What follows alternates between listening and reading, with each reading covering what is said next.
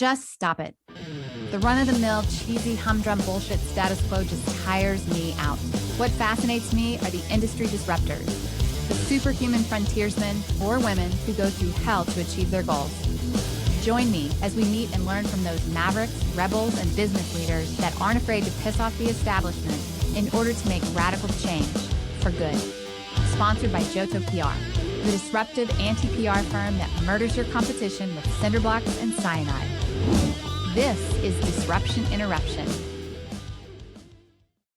Same here. Thank you. And just make sure, so it's Jay. Do you go by Jay Arun or do you go by Jay Singh Arun? Jay Arun. Jay Arun. Okay, good. All right, good. And you're in Raleigh, Durham. Yes, that is right. Well, it's the Raleigh Durham Chapel, so what do you? Yeah, right. Yes. And I went to Chapel Hill for my MBA. So that's the UNC. And that's Chapel in North Carolina. Yes. Okay, good. Okay, good. Here we go. Welcome back, everybody, to Disruption Interruption. I'm your host, KJ, and we're here today to talk to another industry leader that has steered off the lame, tired path of the status quo. Today's guest has been disrupting for over 23 years. He's a charismatic senior director. He's a global and technology, I'm going to do that one again. Thank goodness for recording, right? He's a global technology and innovation evangelist. We all love evangelists. And we're talking to him today because he drives IBM's blockchain and identity-related solutions business strategy. His mission is to keep us secure. Coming to us live from Raleigh, Durham, Chapel Hill area in North Carolina, please welcome our disruptor, Jay Singh. Please welcome our disruptor, Jay Arun. Thank you very much, Carla. I'm glad to be here and excited to share my thoughts here with you about innovation and disruption and how we can think of us living in a more secure place as work, at home, or wherever we travel. Glad to be here. Well, security is a big issue today. It's a big button. It's been a big button in everything from our identity to our elections to our finances to you name it, right?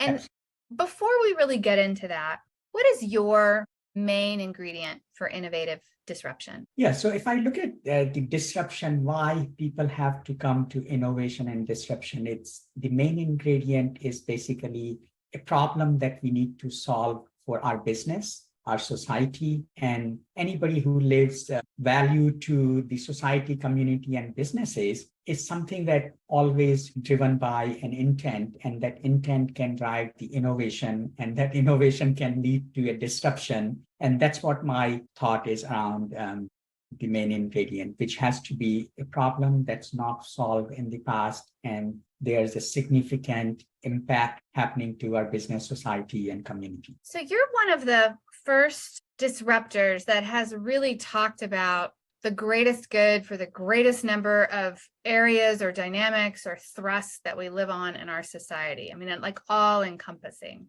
Many of our disruptors talk about one particular area, and it's all very like for the greater good. But this, you're saying your main ingredient is like, let's look at all channels of where the most negative disruption is and how that's affecting our lives and our society that we live in. And what is the solution to help that? Absolutely. It's a pretty big goal, Jay. It is. And I think go ahead, please. No, you go ahead. No, I think that's one of the area that we all live in this world. And I think I don't know if we can go back to hundreds or thousands of years, the ancient history we have learned and heard that there were days that people did not have locks at their homes. So I think I'm talking about those living in that kind of trusted society, trusted environment, and trusted workplace. And I think, is that possible in today's age? How can that be possible? So I think that's a thought we have to understand and see if we can do something with it. And I'll love to share my thoughts around. Yeah, let's talk about that. Security does affect all of us globally in many different aspects. But, in talking to you before, there's so many things going on that people don't even realize. And we have an ethical dilemma in this world right now. It's too easy to get over on others, which really impacts, it has long-term effects right? But before we get into how blockchain really helps with security, give me some real world examples of what's happening with this security issue that there's no blockchain available to protect it. Right. So if you look at the security problem across the globe, it's in everywhere. It's not just at the workplace, not just at my home or even the businesses that we work in general. When we talk about the security, you have to, I think and unfold that problem into what is really security is. It's primarily how we can make sure that if we all are accessing some information, accessing some asset, accessing something, it has to be right person with the right authority, with the right context. I think that's the idea with the purpose of the security, who should be getting what information and when and how. So that's the nutshell of what security should be. But as part of that, the problem we all have is either you talk about in today's environment, the systems that are protected by thousands of technologies or hundreds of products applied to secure those things is a concern, because how we should not be looking at the way how systems are built, how the technologies or information is stored. The idea here is that security in a nutshell is basically having the information, knowledge, people, processes, technologies, assets managed and secured in a manner that they are supposed to be, how they should be accessed, by whom, and who should be having the right, you can say, authentication, authorization to do those things. But currently it is not done with that way. And the challenge for that is because there are so many bad actors, and we know that inside as well as outside, we talk about the hackers and things like that. There are security breaches happening, as you know, to our like oil pipelines, right? So we can be getting disrupted by those kind of things. And there's ransomware attacks. And you won't believe that these cost of breaches that happens to the enterprises and most of the critical infrastructure that we talk about could be billions of dollars, right? If we look at some in that regard. So I think how these challenges are pervasive, it's all the way. Even we talked about early on the identity issues that we have. Identities are stolen. You name many of the major vendors, either banks or credit bureaus, or you can talk about any of the other, you can say, retail organizations where they keep their customers' information, their business partner information, how that's being accessed, who is accessing them, and how they are stolen. So I think there are lots of challenges. We can keep going on and on, but these are most in general from the business perspective. But I think there's a bigger aspect of the challenges, as we know, we live in. The challenge is broader than that. Around the security goes into multiple other aspects. That do you know who you are? So I think that goes back to the identity concept, right? So if there is a refugee who's trying to establish their identity in a new country, how that access is given, how that identity is given. So I think those kind of bigger and broader challenges we need to look at. And this all circles around with one thing I could say is trust, right? So trust is something that is, if I have trust, maybe I do not have to have those many security requirements. If that trust is not there, yes, I need to make sure that my information, my people, my technology, my business, my home is protected. So those are the things that we need to look at holistically, that this is a problem of trust. And today in the society we live in, I do not think we have a trusted society. We don't have a trusted society. And, these are high level things that people know about, right? But you have very specific real world examples of things that you've seen, things that you've worked on. I'd really like for you to paint the picture for our listeners, because it's one thing to know about something. It's one thing to really know it, right? And not just their own identity or their own financial welfare, but other aspects that we don't have that trust that are going on around the world. Can you share that with us? Yes, absolutely. So I think one of the other things, let's take an example of the global discussions, and no matter even in the age of, like recently, we all have gone through the pandemic, right? there has been so many questions on so many countries from trust perspective that have been raised, that where the things have come from, how we are not able to address these things holistically as one world, or maybe as a human beings living on this trusted society or trusted environment, but that doesn't exist, right? We look at the wars, right? Those things are going things like that. We look at the elections that happen in the countries. Those are the examples where the trust is not there. That's why we keep hearing all those kind of follow-up things. I do not agree the elections validated, or elections are, you can say, I think, verified and things like that. So I think these are the kind of other global kind of issues. But I think looking at other examples that very specific to human beings and in day-to-day usage. So for example, look at me. If I'm traveling somewhere, at the airports, the TSA people or the other guys who would like to make sure from immigration perspective, they need an identity of me. That could be a passport. If I'm driving a car, a police officer might need my identity as a driver's license. If I am going and applying for a loan, then a bank might need my financial history. If I'm applying for a job, I might need to provide my work history, right? If I'm buying a home, I think the same kind of things, like for mortgage loan, I need to bring many of other attributes together. So I think one of the things that, very specific example, that in this case, identity is not owned by one of the organizations. And one of the organization here, there are multiple entities who own parts and pieces of an individual's identity attributes, I would call. Given a particular transaction, either you are at the airport getting the immigration, or you are driving, or you are getting a loan, or you are applying for a job, different set of identity attributes are applied to make that transaction successful. And in this case, I think the challenge here is that we as an individual, I think, who has the responsibility of that individual's identity? I think it should be the individual, not these multiple entities. Yes, they can verify, they can attest, and they can provide the support for that attribute that, yes, I agree, this person holds this thing and I verify that. But who is the owner of that identity?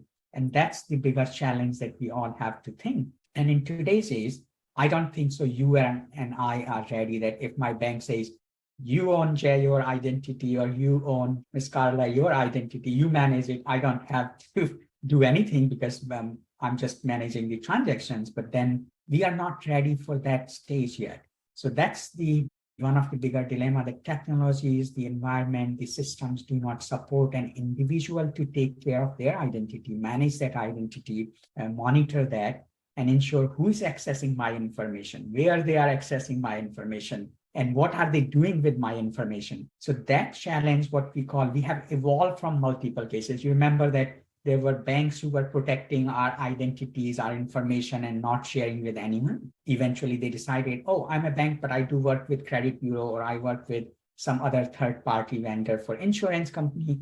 I may be able to share with them. So they created the concept of taking that identity to federate that identity with some other vendors, right? And then we have the concept of now we can say the owner-led, or basically the primary people like us, we can have some control over our identity. We can create our own profile on Facebook.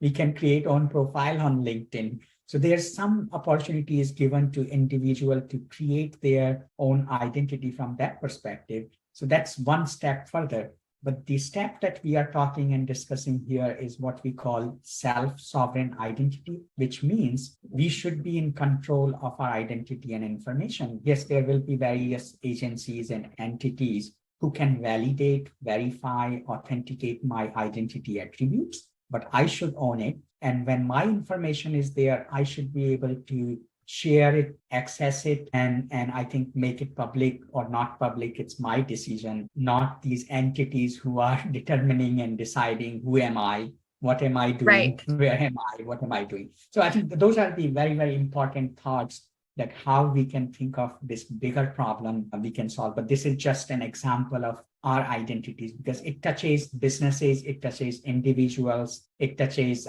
the part of our society and community. Yes. And the self-sovereign identity, if you own it, then you can decide who gets to see it, who are you going to share it with, and so forth. I mean, there's certain, I guess, groups out there, that say, well, if a person owns this, they could charge for that, right? Yeah. They could, and that's a very interesting, flip the tables, right? I mean, I'm thinking as we're talking of these, particular schools of thought of what they're saying and charging for this, what if the police force, what if TSA, I mean, this is such a basic question, but they all had to then start to plan to budget to, well, I'm going to access this person's passport. I'm going to be given the opportunity. I'm going to have to pay them for that, right? Whether it's pennies on the dollar or something like that. What do you have to say about that? So I think that's one of the thought, that monetizing onto your information, right? It's your personal information. And,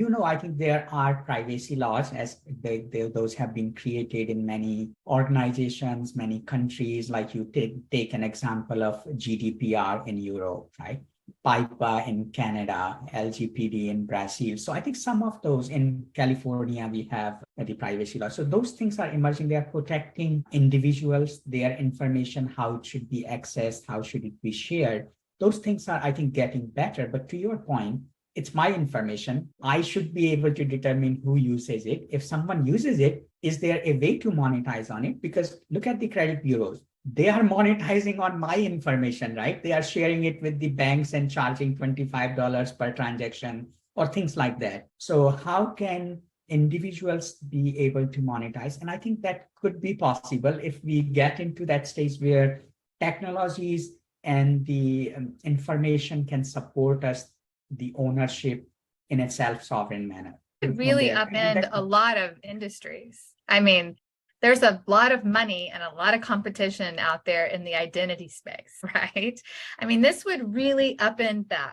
I mean, just one aspect of it, right? Yes. What's the status quo as far as being able to do that now? I mean, I know that your team is working on things like this, right?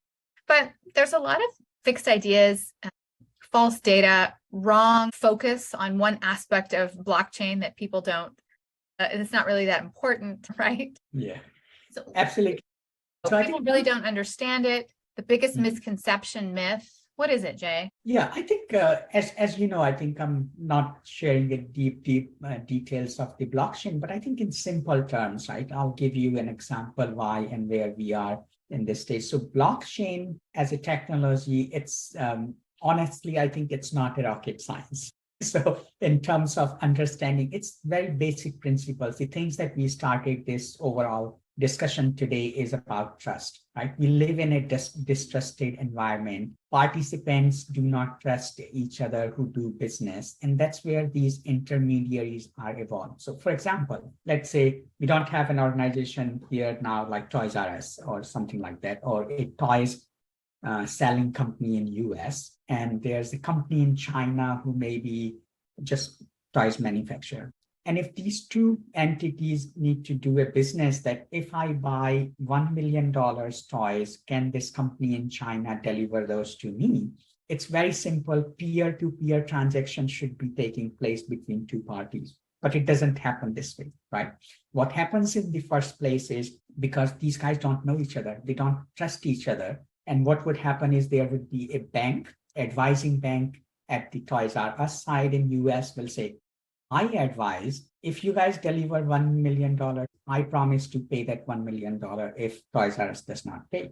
On the other hand, this guy say, how can I take the trust now, you and your bank? I need to have someone on my side. So they will have so there's an issuing bank on the US side, but then their advising bank on the China side will say, okay, I'll deal with this bank. If your money is not provided or given by this party, I'll make sure I will get this from this bank and I advise and trust that I'll be able to pay you. So these two banks have come into the picture, just these two. But imagine this supply chain between these two parties. There are freight forwarders, there are custom authorities, there are port authorities, there are warehouses, there are truck companies, there are shipping line carrier. Imagine there are so many participants in this, just between these two people, right? Goods are coming from this party to this party, and everyone has their own set of, you can say, responsibility in this transaction. It's just one transaction.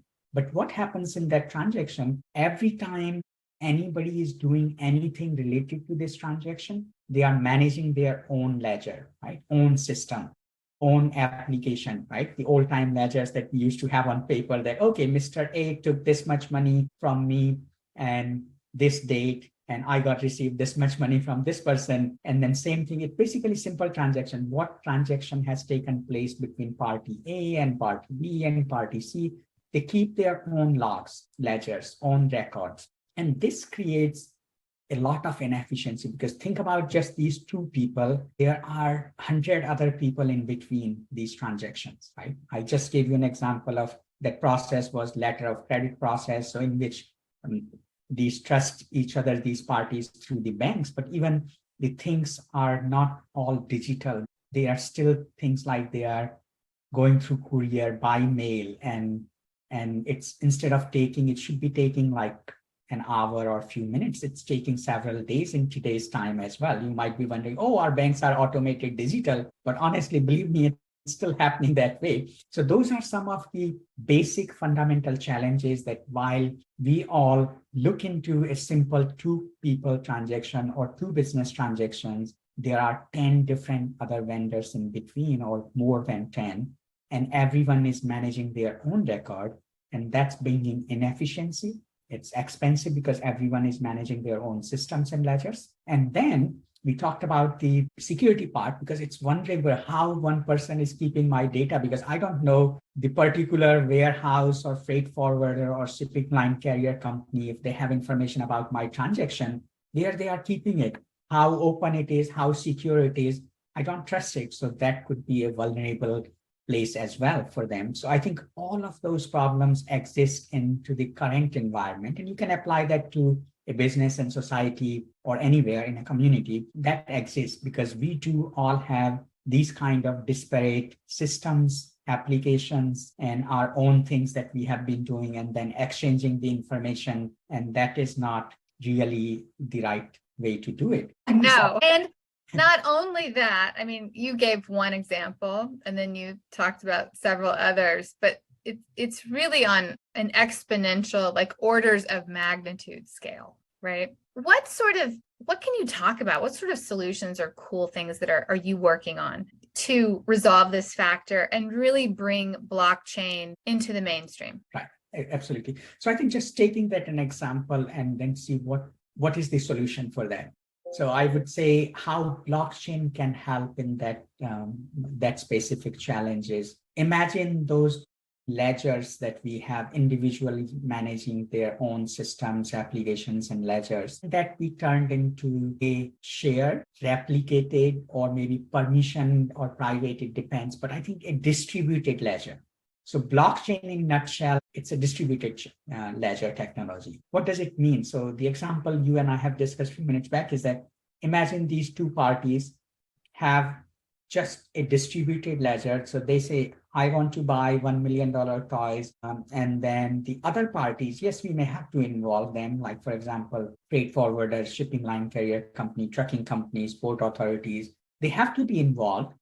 But what is their action? They take an action on that transaction and update that transaction in a distributed ledger. Same ledger, one transaction, whatever participant has authority, they just touch their part and update that on one common shared ledger. It's not like multiple ledgers. Everyone is sharing their own and creating their own, managing their own. So what it brings is exactly solving that bigger problem that we have, because it brings a trust in a manner, because how the blockchain technology, not going but to the layman's term, what the word blockchain means is every time a transaction happens, a block of information is added to the system and it's chained with the previous transaction, and it is encrypted. Every time you write onto the system, it's encrypted and it's chained with the previous activity. So what happens is that you can see the trail record. So you can audit it well, what has happened in the past.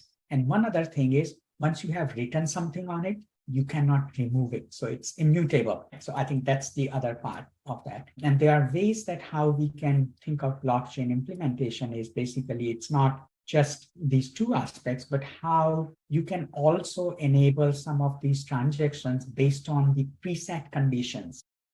Based on the what?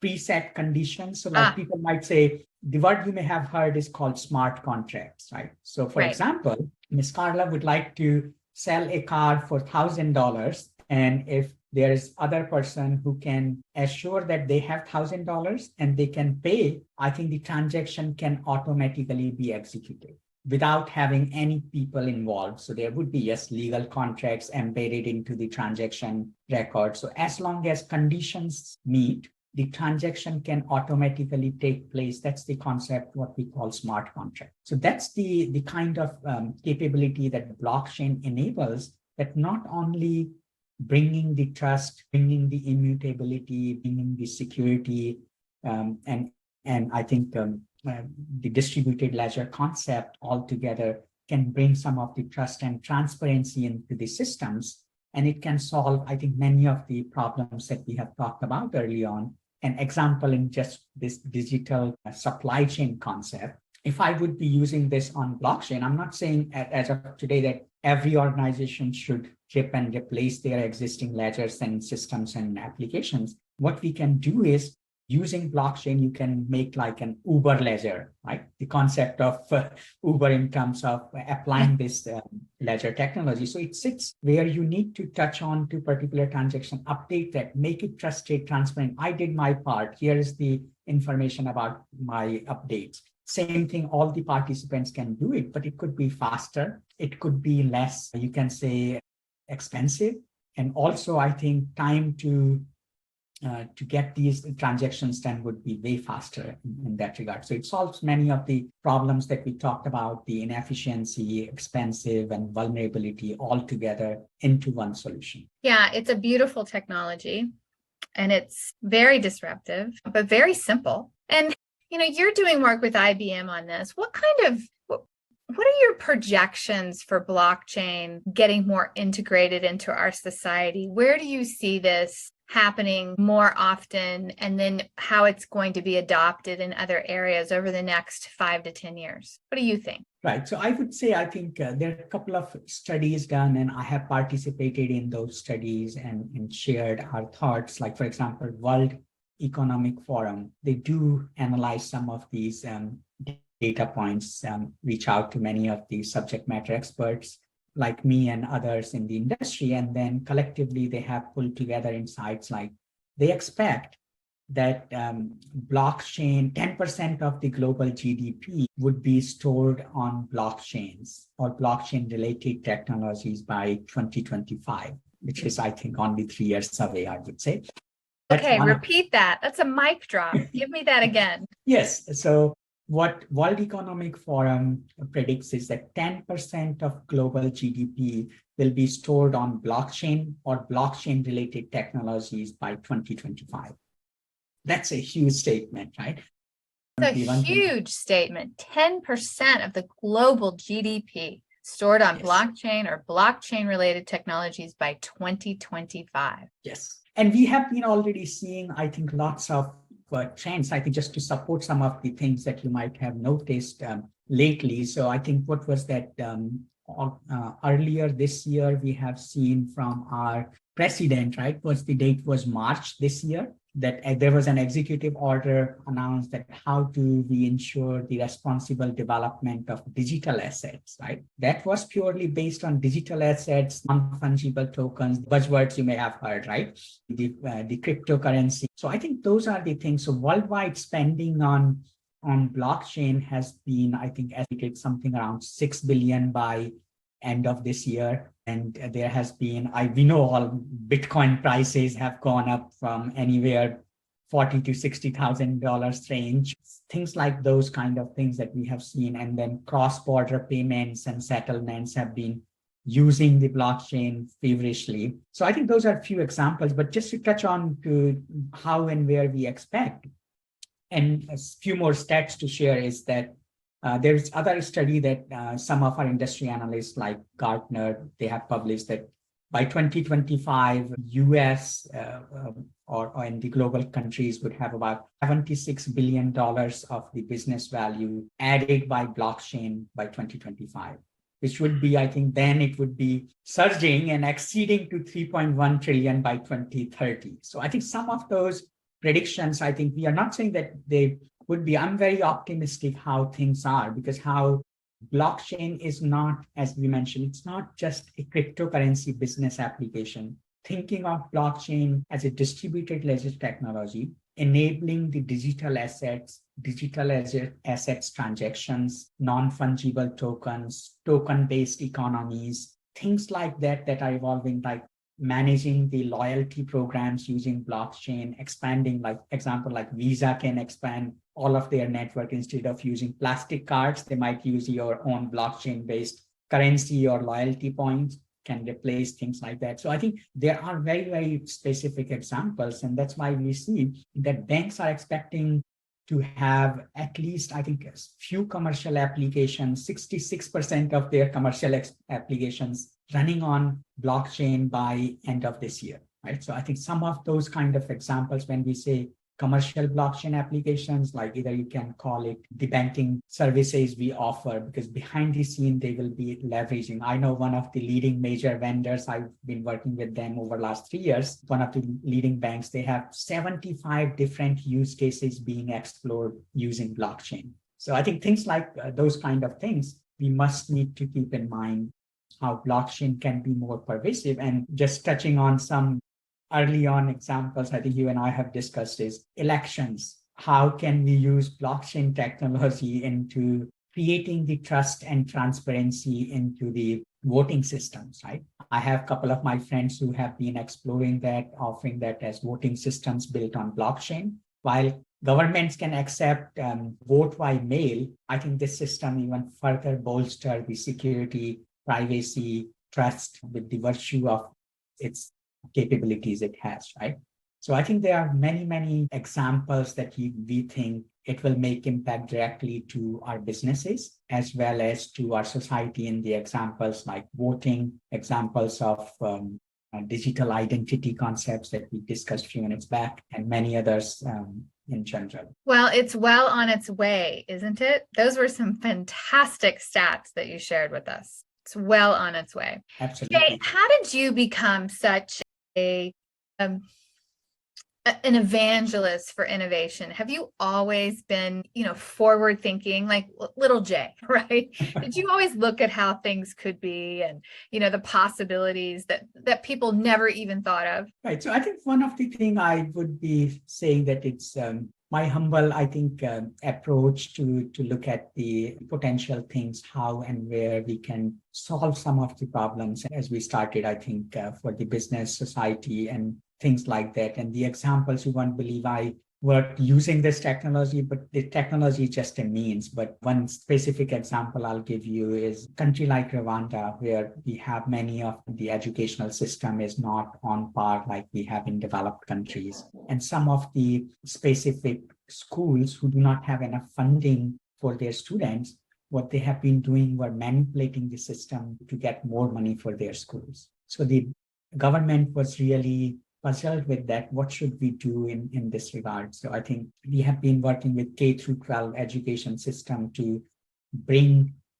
all of the credentials on blockchain. So someone has made the right discussion, right decision, and those are recorded. You cannot fiddle with them, right? So, and then that trust and transparency that can be brought into our systems, our society, I think takes and goes a long way. So to answer your question, I think my thought has been to really looking at the problems and I think what it could inspire for us to do something different, think forward, look forward, what could be the possibility that we can make something good for us as people we are living in this society, for our community and the places we work in our businesses. So I think that has been my primary thought, and that has been inspiring for me to think differently, do something differently, and analyze things differently, and help contribute my knowledge and insights to others. Yes, that's beautiful. Were you always like that when you were little? Did you always look at something and say,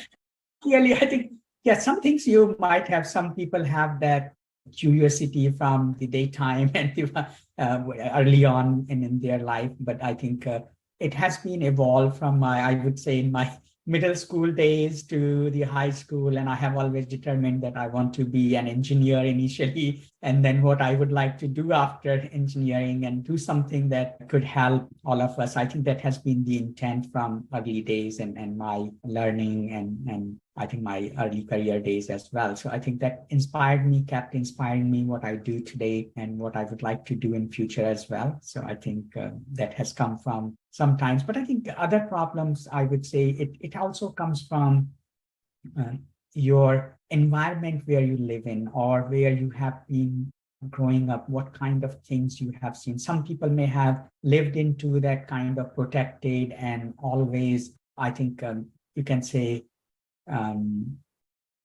environment that may be more conducive for them, but some people who may not have that liberty to really go through some of the hurdles and problems and understanding them is other parts. So I think I must say, I have seen all of those different phases of different sides of the world that people, how they are living, what difficulties they are having or facing, and then how we have evolved through them and come up. So I think I can relate to some of the primary challenges to solve them and think differently, do things differently. And that has always been inspiring for me to I think, a step beyond, which I think sometimes I see some other people may not see, but that has right. been fortunate for me, I could say.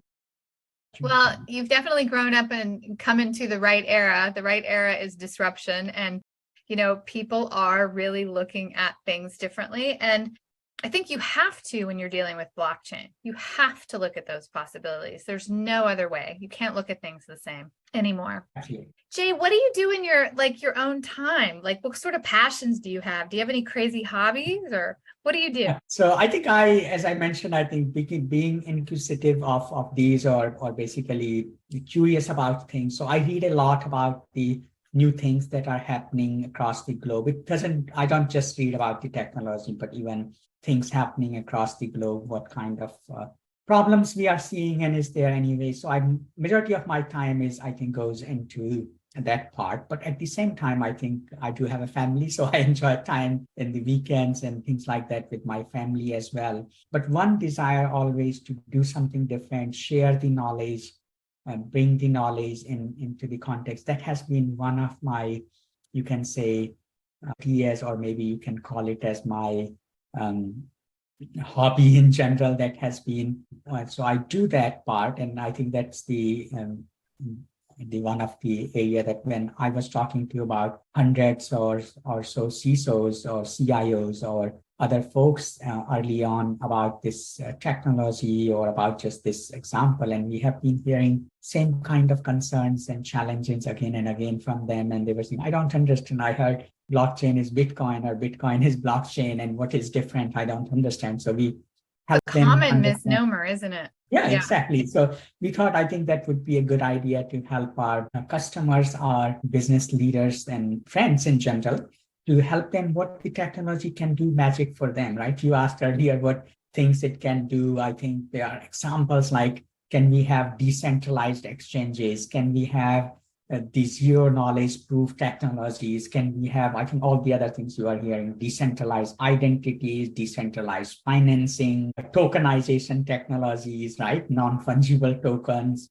All those things are emerging, and they are, I think, so inspiring. And I'm sure that one day you and I will have applications and that would be running on the backbone of blockchain. And I'm sure about that, because how this technology is pervasive it's really bringing that transparency. And we are not able to use that effectively today for many reasons, because of the government influence or the right compliance and regulations to put in place, because we want to make sure the technology is built right, implemented right, and used for the right reasons. So I think those things are done with right regulation compliance. And once those things will be there, I think we will see a lot more adoption of this technology. But I'm always inspired to to, I think, contribute to the team. And that's what I do in my spare time. And whatever time spent or left, I spend that time with my family. That's awesome. So how can people get a hold of you? They have questions about blockchain. I know that you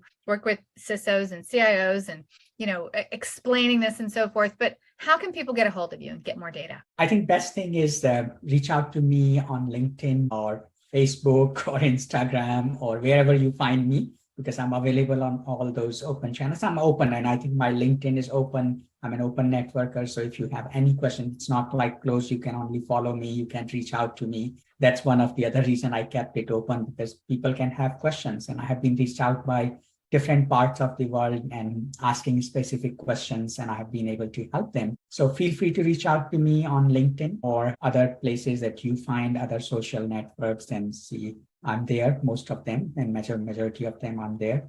And I would love to help you or connect with anyone, whoever needs any more insights and knowledge. And my intent, as I shared, I love to share the knowledge and learn from all of you. That's awesome, Jay. Thank you so much. I think this has probably been one of the more enlightening conversations I've had on blockchain, and I've had several. I always learn something, but this really takes it to a whole new level. And it's a train that we can't stop. And it's one thing that I love, because in a digital age, there is this aspect of, the trust factor, the security factor, and that being a suppression to people's ability to expand. And this particular technology is something that has been created and it's being pushed that really handles that to make the world a better place. So thank you so much for sharing that data. You are very welcome, Carla. I'm glad to be here on your podcast. I love to, hear more from the people who reach out to me. And thank you again. It was a pleasure to speak with you. You bet. That's a wrap, everyone. If you learned something today, go tell someone about this podcast and tell people to go disrupt their markets with a tidbit from this show. Thank you for listening to Disruption Interruption, where we transform lives, change consumer behavior, alter economics, and never accept the status quo. Ciao for now. Because we live in a highly litigious society, with America being one of the top litigious countries in the world, here's our legal disclaimer. This information is not intended to be a substitute for professional public relations or legal advice. Do not disregard seeking professional, legal, healthcare, or financial advice, or delay seeking professional PR or legal advice because of something you have heard here. Contact an attorney to obtain advice on any particular legal situation or problem. Use of this podcast or our website or any of its social media or email links do not create an agency-client relationship between Johto PR and the user.